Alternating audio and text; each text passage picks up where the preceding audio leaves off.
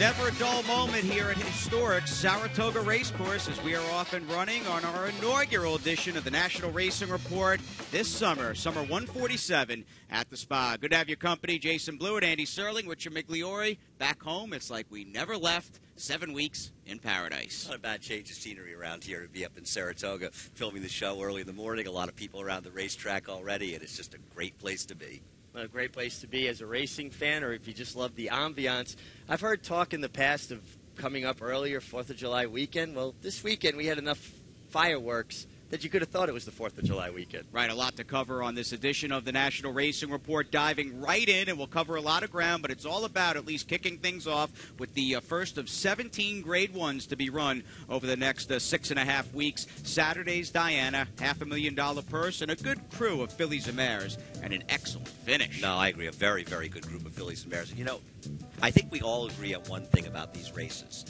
Both of the Grade 1s, this race and the next one we'll watch, CCA Oaks, featured very exciting races, and a lot of it was due to aggressive riding, and aggressive riding that did not ultimately take a huge toll on the horses being ridden aggressively. No, I think this is should be the example of speed is good. A 26-to-1 shot that was in there essentially to be a rabbit almost took them wire to wire. It was an incredible performance by the vastly improved Kitten's Queen, who's now in Chad Brown's barn, because Jose Ortiz did what the rider last time, Eric Kinsella, did not do. He rode her as a rabbit and rode her aggressively, and he forced Tepin, as well as my Miss Sophia, to chase what was a pretty fair pace in here. They weren't flying, but they were going pretty quickly. What I found amazing, Richie, is they literally kept up 123-quarter after another the whole way around the track. And you know what? That's what a rabbit's supposed to do. Make them work to stay in the race. Keep them honest. And so I agree with you. When you see 47-1, 110, 133, they kept running. The winner was very good to come running the way she did, but I think an argument can be made Kitten's Queen ran the best race. I completely agree with you. From a pace figure standpoint, she did, and that's not to knock Tepin, as well as my Miss Sophia, who also ran very well. This was, obviously, to win by a nose, Jason, a perfectly timed ride by John Velasquez, who's had a pretty good start to the meet. And this is what Johnny V doing what he does. I mean, an iconic rider enshrined in the Hall of Fame across the street. And by the time Sunday's card wrapped up, he had back-to-back 3-win afternoons on both Saturday and Sunday. And here he comes with the aptly named Gray Mare. There's plenty to like about Hard Not to Like. Getting her second Grade 1 win in a row, and this was a much tougher field than one she faced in California. Now, if you want to say all she did was pick up the pieces by the horses were saying the fat pace, there's some truth to that. But you can't say that and then say, well, Stephanie's Kitten was too far behind, because she was only a couple of lengths behind the winner early, Richie. I don't think she had any run at all. It just appears to me that she's just a little bit, maybe lost a step, a little bit flat. I wonder, you know, maybe finally Mother Time is catching up with Stephanie's Kitten. It's interesting, Johnny Velasquez after the race said, I expected them to come back to me more. And at the 8th pole, I thought I had left her too much to do, and we were lucky enough to get up, and they did break the track record. No, it was remarkable performance, 145.22, and the turf's pretty firm, but I don't think we have this rock-hard turf out there.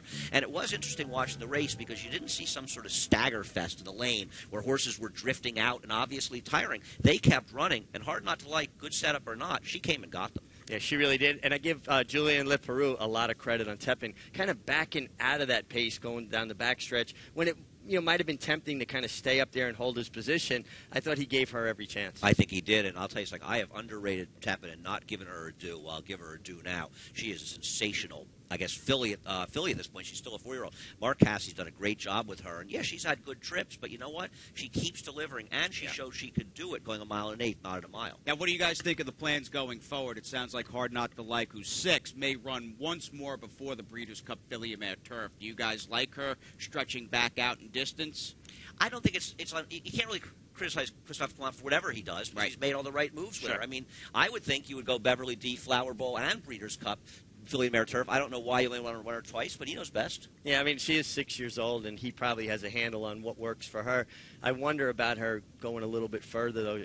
Can she replicate that kick? I don't know. I don't know. I mean, we'll have to see what happens here. If anyone can get her to do it, Christophe Clement can. It's also, isn't the Breeders' Cup Filly and Mare Turf only 1 3/16 this year? Oh, I figured it was 10. So I'm maybe not sure. that race becomes I think it's a little 1 more 3/16. We'll have to look that up. Of an appetizing spot for Hard Not to Like. It was picked up last year as a broodmare racing prospect for $1.5 million. Let's move on to our next race. In fact, we stay in Grade 1 company. We'll fast forward to Sunday's card on the baseball cap giveaway and check out the 99th ninth running of the Grade 1 Coaching Club American Oaks for the 3-year-old fillies. While this race resulted in a disqualification, and I'm very curious to hear Richie's opinion on that, I just think it was a great race. I don't care about the DQ. We saw two really good fillies run very, very well in here. And once again, Richie, aggressive riding gets rewarded. And you could see Florent Giroux, he was intent. He left with a plan, put this horse on the lead, and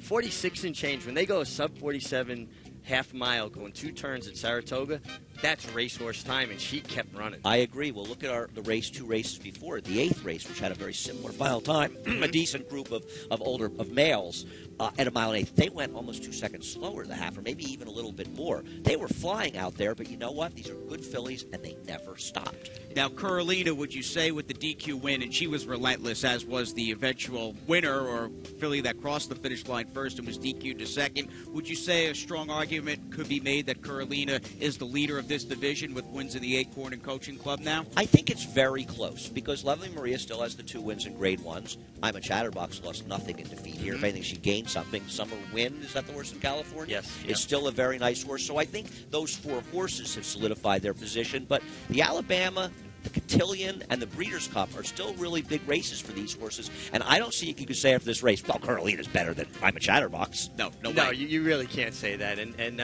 one thing I will say for Carolina, though, and you use the word, Jason, relentless. When I'm a Chatterbox kind of slipped away and opened up 2, turning for home, a lot of horses would have said, oh, I'm done. She just pulled the rug on me. She just lowers her head and keeps coming. No, this was a very, very good effort by both. Now, you could tell on the pan that there obviously was some contact late because Carolina, in my opinion, was going by, and she kind of stopped her running.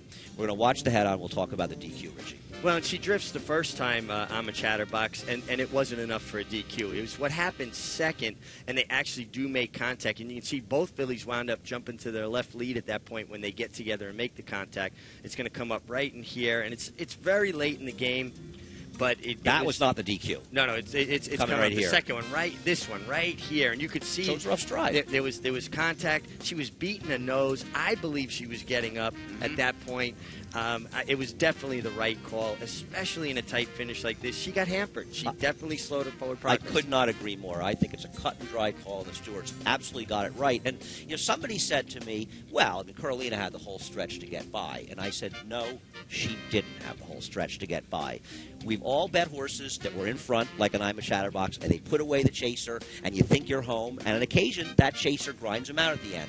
What Carolina had was about 98.5% to 99% of the race to get by. She deserves 100%. She didn't have it. No, absolutely. And then, of course, you're going to get people that are going to say, well, Pletcher and Johnny Velasquez get put up in another race. It has nothing to do with it. Gosh. Every single race has to stand on its own individual merits. I agree, Rich. It's so insane that people are saying that stewards are putting up Todd Pletcher. I mean, give me a break. Yeah, I have no idea why they would possibly say that, but it's nice that we're getting a little musical interlude in the truck here.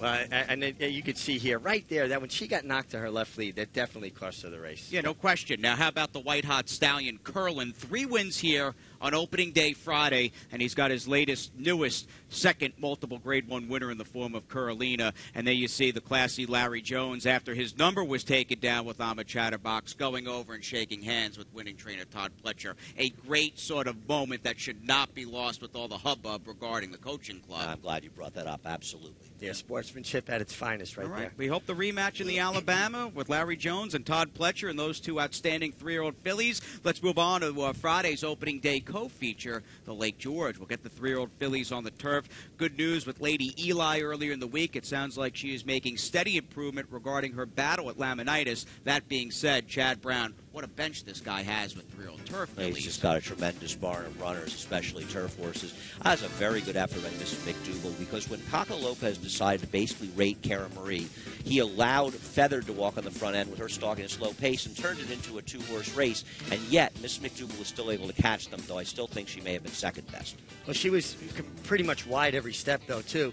Excuse me. And I really like the way Luis Saez rode Feathered. He bounced her out, put her on the lead, and once again, we see it. People that aren't afraid to go ahead and take the initiative are usually rewarded. think she was just run down by a better horse. No, I totally agree. I thought Partisan Politics, who had the outside post, ends up too far back early, wide as well. She was 2-path early, but 4-path later in the race, and she did very well to close, just missing. I mean, losing by about 3/4 of a length. Well, that's where that bench strength comes in. Chad Brown, the Partisan Politics, well, he picks up the pieces with Mrs. McDougal, and, you know, you can say what you like. Chad Brown's got nice horses. People say, well, he's got good horses. His horses look amazing. You come and look at them in the paddock. Every single one of them is just glowing with health. Yeah, and he's coming up to Saratoga with a purpose, as is everybody else coming up here. You've got to deliver, and so far it's been a good first weekend for both he and Todd. And the way it should be. And Bill Mott. Bill Mott's just on fire. Yeah, no kidding. Mig and I had a slate on Sunday's edition of Insider breaking down Bill Mott's. I think he's got 5 winners through the end of Sunday. One big price winner after another. And at this point, we were joking around saying if he keeps it up with the 2-year-olds on the turf, he may have a dozen horses with anticipation in P.G. Johnson later in the meet. He's got a very nice one from Saturday. Yeah, no kidding. You know, I find it interesting, too. You think Bill Mott, Chad Brown, and Todd Pletcher have horses here all spring as soon as they open up for training. You think it could be an advantage for this meet having horses train up here steadily? Can't really be a disadvantage. I wonder, though, how many of them are just their 2-year-olds. I think most of them are shipping up 2-year-olds. They're getting ready for the meet, but maybe that's a good point with Bill Mott surprising and winning with 2 first-time stars in the turf. Yeah. And we'll stay with the 2-year-olds, in fact. How about a first-ever Saratoga starter and winner in Friday's opening day, Schuylerville? We'll talk about it and break it down when we come back.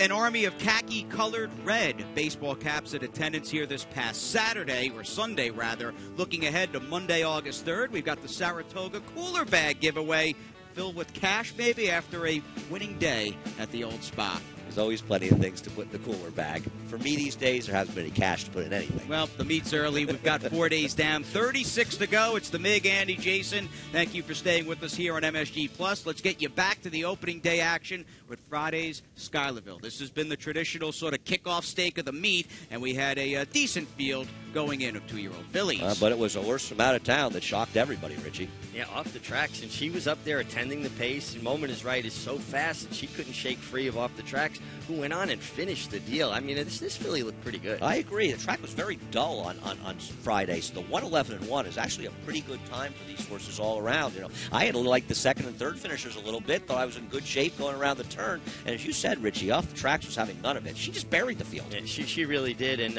nice to see some new faces, some new names get into the winner's circle in Saratoga. Roderick Rodriguez, the first horse he ever ran in Saratoga, his first stakes win. You really got to like that. Oh, no. I mean, usually these guys ship up and you feel bad for them because they run so poorly, but it shows there's a good reason to ship up. And if you don't come here, you can't get in the winner's circle. And this almost, in a way, reminded me of the old days when Calder used to run, and every now and then you get a pretty decent 2-year-old crop of both males and maybe even fillies, and some of them could ship up and make some noise. I mean, I think of Vineyard Haven, and there's been an extensive list of Florida-based 2-year-olds who have shipped to Saratoga and have gotten it done at decent prices. I remember a Calder horse that I thought was home free that I bet in the Hopeful a number of years ago, and a horse named the Fleet Alex regathered himself and nailed him at the wire. Well, I think it's important to take note that especially fillies, but horses in general, when they can run well and can run consistently in the heat in Florida during the summer, they're usually pretty tough horses, and they run pretty well anywhere. Okay, well said. Let's move it on to the 2-year-old Colts and Geldings. They battled in Saturday's Sanford Stakes. A lot of history and prestige with this one, and this will not be a Sanford Stakes that kind of just drifts away into the night quietly. A lot went on, including the disqualification of Magna Light. I agree. Now, I think the first and most important thing to say is Magna Light is a runner. Now, I don't know if it's just a precocious horse, but right now Magna Light is fast, and he's good because he outran a very fast horse, and he's coming in hot. And, Richie, he looked like a winner every step of the way. And I do think he was the best horse. No doubt. Despite, him drifting and ducking severely here and there, I think he'd have been better served with less whip and just more allowing him to see the competition. And you're going to see coming up here, Jose Ortiz is going to go to the left-handed whip. And the first time, he took a step and kind of let him know. And then when he went back to that rapid fire, he said, I'm not having any of that. And only 2-year-olds can pull this kind of move. Yeah, and he ducks out. Now, he was well clear and he went out. The incident happens coming in. You're going to see the 10 horse's head get a little turn, and it's much more apparent when we see the head on. He got beaten for second. My question, first of all, to you, Richie, is why did he ride him so hard back in? Shouldn't he just sort of stayed out a little bit, or did he have to stop him, and that sort of changed the whole ball game? Well, I think when he went back to his right hand, the horse started running away from the whip again, and this is a case where the whip gets you beat. You're on a young horse who's trying, and now he's going to come in. You're going to see. And I think also the fact he wants to ride those horses somewhat close to keep intimidated, but you're going to see right here, Percolator's got to turn his head, steady a little bit.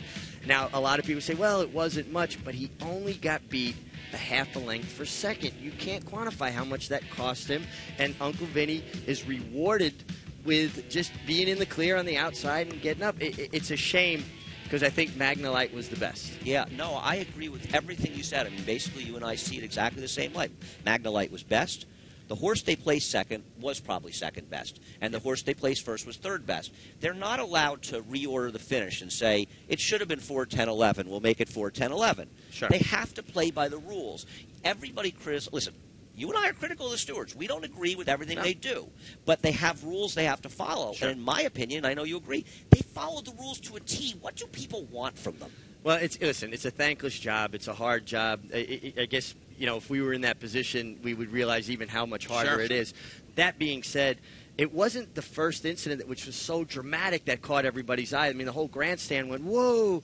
He was clear of horses at that point. And if anything, that probably cost him more than it cost anybody else. Mm-hmm. It was coming in late and that slow squeeze of the 10 Percolator that potentially cost him second, and they basically followed the rules that are in place. I don't know what choice they had in that race, and I think they made the right choice. It's an unfortunate choice, but it's not their fault. Tough game. Tell you, pressure cooker sometimes. Maybe you get the rematch down the line in the hopeful stakes, but a good effort by Magnolite regardless. And for Uncle Mo, he backs into his first ever graded stakes win with Uncle Vinny, and it was not to be with Masochistic Sunday out at Del Mar. We'll check it out when we come back.